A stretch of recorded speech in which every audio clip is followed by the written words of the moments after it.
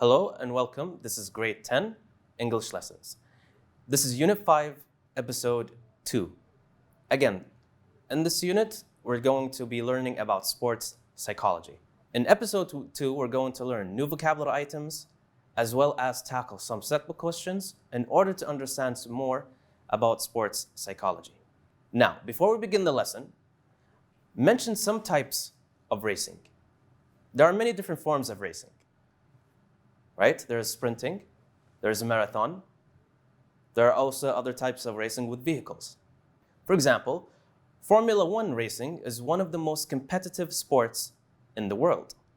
And the reason why that is because racers, or let's say drivers, are driving very fast cars. So they drive at fast speeds along courses that are often hard to navigate. So based on this context, what do you think the word navigate here means? First of all, it's a verb, and it means to travel on a set route. For example, early explorers used to navigate by using the stars. Now, in your opinion, why are the Paralympics games important? So the reason for that is because they give power and self-confidence to the disabled. These games let them play an active part in the society and live a normal life. Now, Kuwait is a pioneer in looking after and helping the disabled. Discuss this. Think about it with yourself or discuss it with your family members if they are next to you. Kuwait built the Disabled Sports Club. There is a digital screen and a physiotherapy section. To be a sports champion, you need some psychological factors or mental factors. Mention some of them and state why athletes need these factors. So it's not only about your physical strength, it's also about your mental strength. So what do you think are some mental factors that could help or that help athletes in competitions? Motivation and feedback are needed because they can help sport champions to perform well. Your personality can affect your choice of sports and performance. How do you think that is? For example, if you're the type of person who's considered an introvert, what type of sports do you play? And if you're an extrovert, which is the opposite of introvert, what type of sports do you play? Some extroverts like contact sports in which they can show direct aggression, such as boxing and football. We have the word extroverts here. Based on the context that I've given you, what do you think the word means? Take a few seconds to think about it. Extrovert is a noun and it means an outgoing personality. For example, Noor is the extrovert in the family. She is always talkative. That means she is always communicating with people. The next vocabulary item is interpersonal. This is also connected to communication between people. It's an adjective and it means connected with relationships between people. For example, the successful applicants will have excellent interpersonal skills. So we're done with the extroverts. Now what about the introverts? Introverts are shy and prefer sports like golf, and they are involved in indirect aggression like volleyball. If you notice, golf is the type of game that you play it alone or with a very few people. So introvert here is a noun and it means a shy and typically self-centered person. For example, the teacher has to try harder to involve the introverts in class discussions. If you want to become a Formula One driver, you need certain skills. Mention some. So, put yourself in the situation that you're going to become a Formula One driver. What do you think are the certain skills that you need to have in order to become one? So, Formula One drivers should be courageous, determined, and they need to have interpersonal skills. Now, in your opinion, what are the skills needed for winning a marathon race? So when it comes to Formula One driving or Formula One drivers, they need certain skills. When it comes to marathon runners, they also need a different type of skills. What do you think they are? So runners need high levels of willpower, stamina, and endurance. We have the word stamina here, and we've heard it a lot before.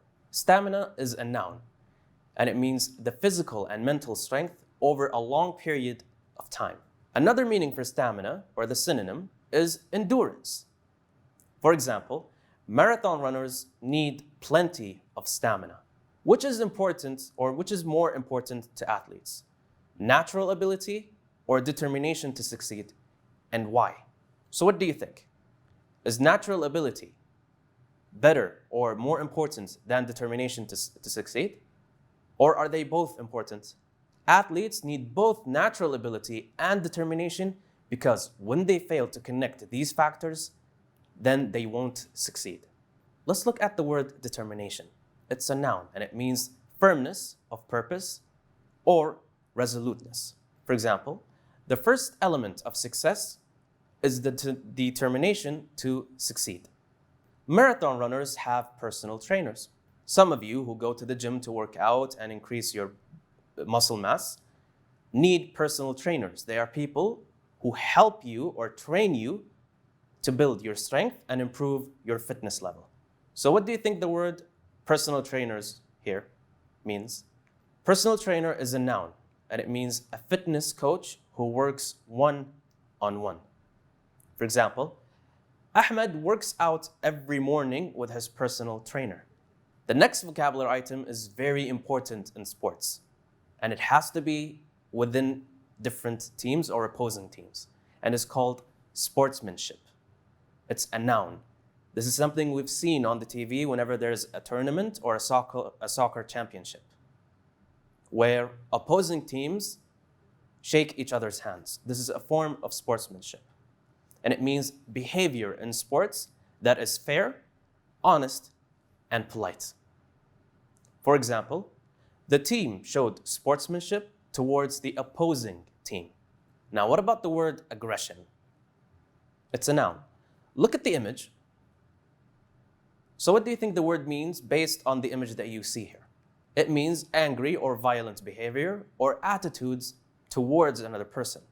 Athletes must treat their opponents with respect. What does the word opponent here means? It's a noun, and it means a person who disagrees with something and speaks against it or tries to change it. For example, the boxer punched his opponent on the nose. What about the word teammate? If you're an extrovert and you like playing soccer, you have a lot of teammates. They're the people playing with you. So, what do you think the word teammate here means based on the context that I've given you? I've inserted a hint in there. So teammate is a noun, and it means a player on the same team or a fellow member of a team. For example, the team cheered for their teammates. The next word is member.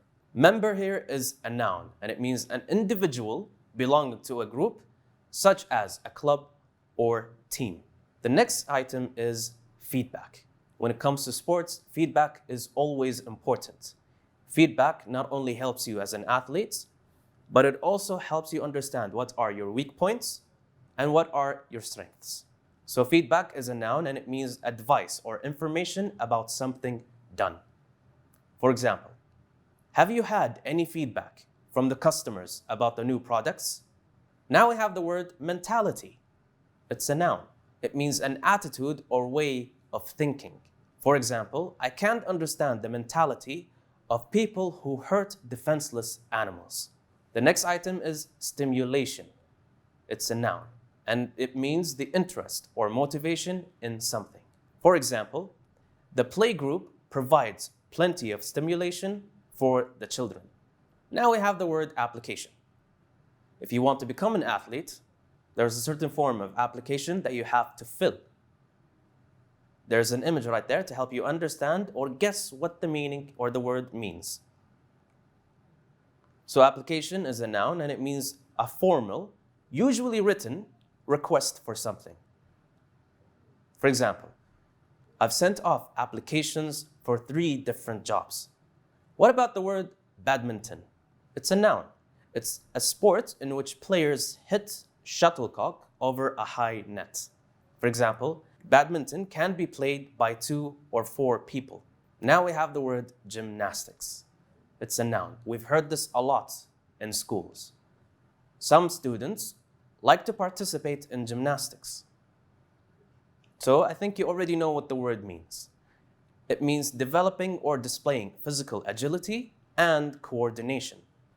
The image you see will help you understand the word a lot better. The next vocabulary item is sauna. It's a noun. A small room using hot air for cleaning and refreshing the body. Most gyms have indoor swimming pools and a sauna. What about the word solarium? It's also a noun and it means a room with tanning beds. For example, the private solarium will ensure you go home with a tan. We've learned a lot of vocabulary items in these 2 episodes. Now, let's go ahead and take a vocabulary task. Fill in the spaces with words from the list. We have the word interpersonal, navigate, determination, and mentality. The first question says, nowadays, we use the GPS to blank places we do not know. Whenever you have a vocabulary task and you're facing it, I recommend that you search for keywords to help you find your answer. For example, in this sentence, the keywords are GPS, places, and do not know. So based on the context and the keywords, what do you think the best answer is? It's navigate. Well done. If you didn't get it right, try again in the next question. Working as a diplomat needs blank relations. Now, try it yourself. What do you think the keywords here are? We have the word diplomat and relations. Based on the context and the keywords, the answer is interpersonal. Excellent job. We have question number 3. Hardworking and blank lead to success. Again, look for the keywords. We have hardworking and also success. So what do you think the answer is here? Is it determination or mentality? The answer is determination. Excellent job. Now it's your turn. Fill in the spaces with the words from the list. We have physiotherapy, equestrian, personal trainers, observe, and able-bodied. Here's your first question. The bond between a rider and his horse is very important in blank sports. Again, look for the keywords and based on the context, with the keywords that you found, I think you'll be able to find out which word fits best here. Here are the keywords. So the answer must be equestrian. Excellent job. Now, Muslims always blank the holy month of Ramadan. Look for the keywords. We have Muslims and Ramadan. So based on the context and the keywords, the best answer here is observe. Well done. Now, question 3. Badr will receive blank on his damaged right knee. Look for the keywords. We have the word damaged and knee. So the answer is physiotherapy. If you're getting the answers correctly, then you're doing a really good job. Now we have question number 4. A lot of professional athletes have their own assistants and, so the keywords are professional, athletes, and assistants. So there's also someone missing, right? A group of people that are missing. Who are they? Is it able-bodied or personal trainers? The answer is personal trainers. So in this episode, we learned to use new vocabulary items in sentences. We've also answered some set book questions in order to help us, or in order to understand the lesson about sports psychology. Thank you for watching, and I'll see you in the next episode.